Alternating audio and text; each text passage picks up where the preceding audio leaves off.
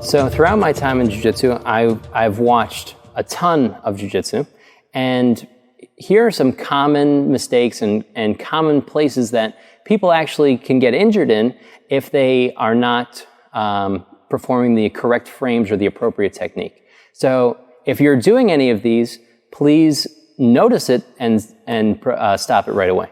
So one of the most common I see from here is the placement of your elbow on the hip, okay? In a regular side control escape from here, I want to frame against this top hip. But what I see happen all the time is people go too low with their frame, and they have their wrist essentially on the hip, which creates a definite weakness. And if John was to sit through towards the back wall here, he could start to put pressure on my arm and start to hurt my arm, okay? So what I want to do is I want to put enough of my elbow inside so that if John sits through or does any type of motion from here, it's just me controlling the hip and allowing me to escape very easily from here, okay? So make sure you have enough elbow inside for your escapes from here. If your arm is too far down, it's going to get compressed and pinned, and it's not going to be good for you. Okay? Another common thing that I see all the time, it actually drives me nuts, is they'll have this arm all the way in, and they'll hold onto the person's back. This is absolutely incorrect, and it's actually working against me, where I will never escape if I do this, and it's sticking me in the position more. And I'll see people panicking and freaking out, and they've already screwed themselves, where they've locked themselves in and secured themselves to the position already, okay? Another common thing that I'll see, let's switch on this one, John.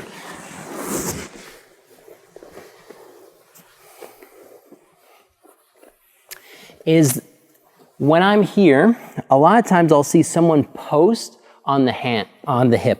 And this one, I wouldn't exactly say that this is so wrong per se. I've still seen some people use this with effect, especially at higher levels, but there's the same element or idea where if you crunch your hip down, I could really start to hurt John's hand from here. And if the elbow hits the floor with my hip pressure on top, this is a wrist lock. I've seen people really injure their wrists from posting on the hip.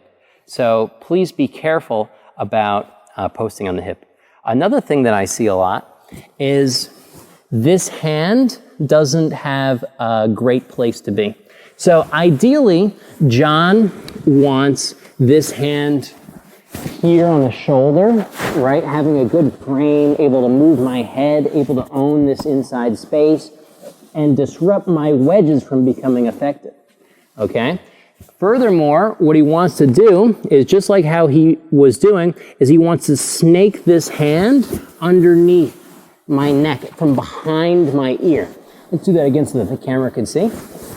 We're here, and he snakes this hand underneath my neck so that it's in a safe spot. What I'll see all the time from here is I'll see people try to go in many different ways here. And if he just posts his hand on my shoulder from here, there's a lot of wrist lock options and scenarios that we expose ourselves to danger. So keeping our hands and our arms in the correct place so that we stay injury-free will keep us in the game for longer.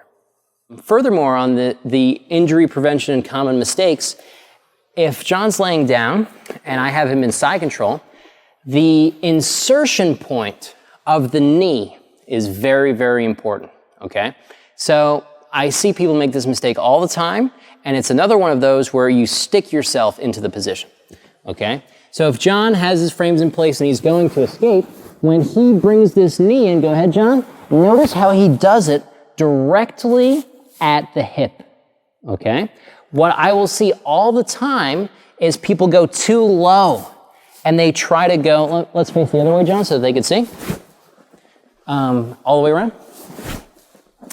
That they will go too low with the knee and they're trying to enter in too low and you're just running into the person's knee.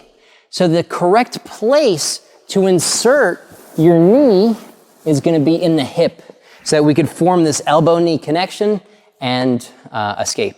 Now, my thinking on why a lot of people get this confused or mixed up is that it's exactly the opposite in the mount. Okay, so if you lay back down, John. If John's here and he starts to form his good frames, what he wants to do for the mount is his knee comes underneath my knee, and this allows him to escape.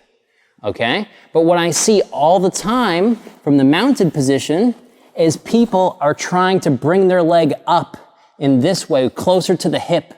And if you continue to do this, John, you're actually just sticking yourself more into the position. So keep in mind that the mount, you go underneath the knee to escape, and in side control, you insert the knee by the hip. Okay? So those are very important to keep in mind when you're escaping.